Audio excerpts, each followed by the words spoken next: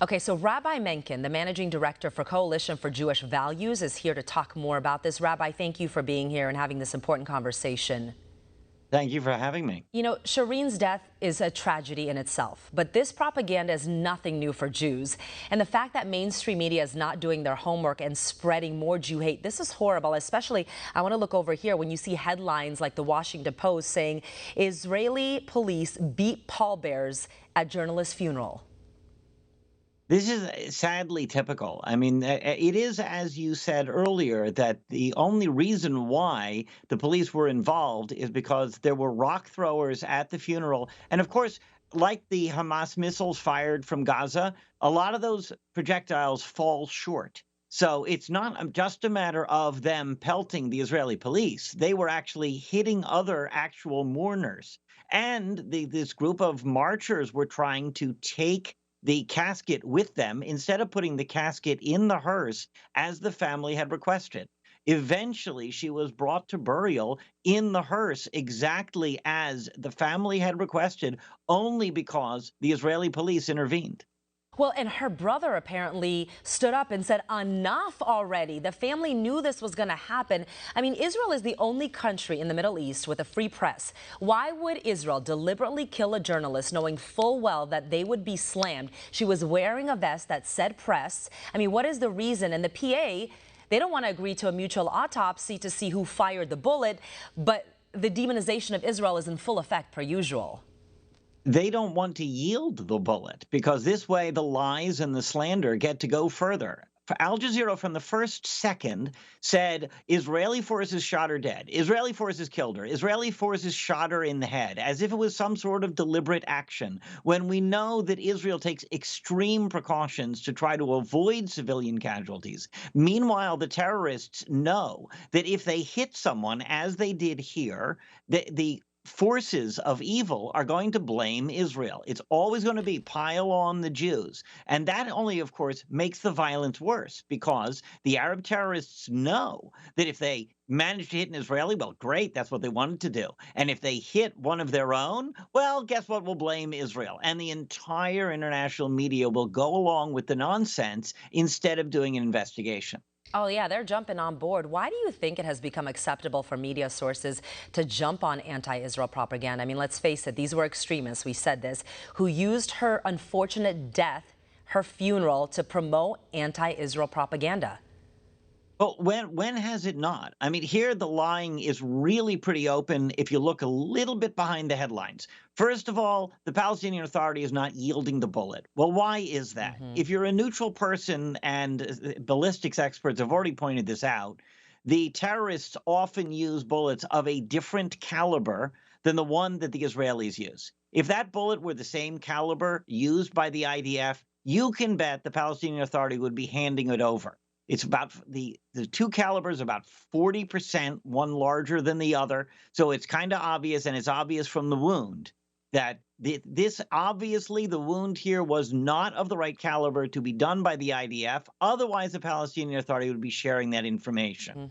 The terrorists cried out, hey, there's an IDF officer down. We've shot somebody. Guess what? No IDF officer was down. The only person who had been hit and fallen to the ground was this reporter.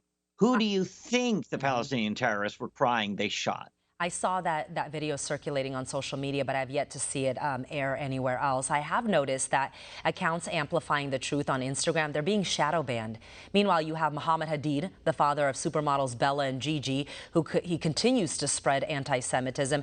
He actually says something like, the Zionists have the world under control. Unfortunately, they even want to kill journalists. I mean, Rabbi, those are inaccurate portrayals, and those kinds of things incite more Jew hatred. He didn't say that originally. Remember that Ilhan Omar back in 2012, before she got into Congress, inexplicably, if you're against hate, she said that the Israelis have blinded the eyes of everybody else. You know who else said you have to pierce the veil constructed by the Jews in order to see the truth? Adolf Hitler in Mein Kampf. This is not original talk here. Oh, well, then, you know, he's just spewing more hatred. He even blocked me on social media as I would tag him for misinformation. Well, of course, because if you're telling the truth, you're going to get blocked. And unfortunately, the left-wing bans on Twitter all went a particular way. In fact, there was a particular Jewish organization that tested Facebook with two twin fake accounts, one of which said things about Arab terrorists, and the other one said things about the Jews of Israel. And guess which account got shut down much faster than the other and had all its content taken off? Surprise. I'm not surprised. Not the one with the Jews, that's for sure. Um, Right. Rabbi, this is so unfortunate. No matter what Israel does, it's always the bad guy.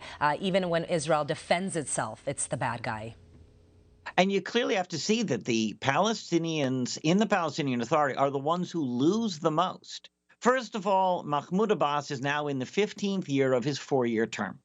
Second of all, you have businesses that, thanks to all of this protests and BDS and, oh, boycott the Jews, that's a great idea. So original that the Nazis thought of that one first also. When you do that, when you force a business to move out of the West Bank, it's Arabs who lose their jobs. When SodaStream moved to the Negev, it was Palestinians living near Ramallah who lost their jobs. This isn't good for anybody. Boycotting Israel is exactly the last thing that anybody who wants Palestinian Arabs to actually be able to build and live in peace would want to do. And when you hear people chanting Free Palestine, what they should be saying is Free Palestine from Hamas.